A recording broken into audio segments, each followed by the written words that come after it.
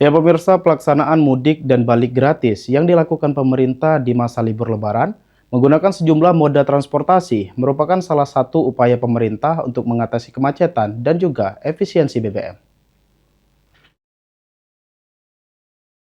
Pelaksanaan mudik dan balik gratis yang dilakukan oleh pemerintah pusat maupun provinsi pada Lebaran tahun ini dinilai cukup berhasil. Pasalnya, ada ribuan peserta mengikuti pelaksanaan mudik maupun balik gratis dengan menggunakan sejumlah moda transportasi yang disiapkan. Mudik dan balik gratis ini dilakukan sebagai wujud kepedulian pemerintah terhadap masyarakat yang ingin merayakan Lebaran di kampung halamannya setelah mencari nafkah di luar kota.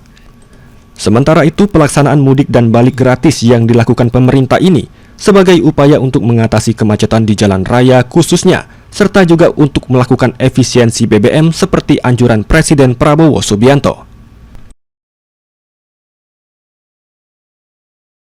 Karena mengurangi pengguna kendaraan pribadi dalam mudik.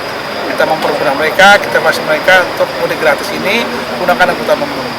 Dan kita pun sebenarnya menyiapkan juga keberlanjutan mereka ya, begitu sampai di stasiun, di terminal, di bandara, supaya mereka gampang ke kampung. Angkutan umum yang kita siapkan. Pemerintah untuk mengurangi kemacetan lah pada jalur lintas, terutama pada saat arus balik dan juga tentu membantu efisiensi BBM ya. Kalau ini sudah rutin dilakukan setiap tahun, tentu mereka ke depan kita harapkan lebih banyak lagi yang akan memanfaatkan program balik gratis. Di Sumsel sendiri, hampir ada 10.000 masyarakat mengikuti pelaksanaan mudik gratis yang dilakukan oleh pemerintah pusat maupun daerah. Tim Liputan PAL TV.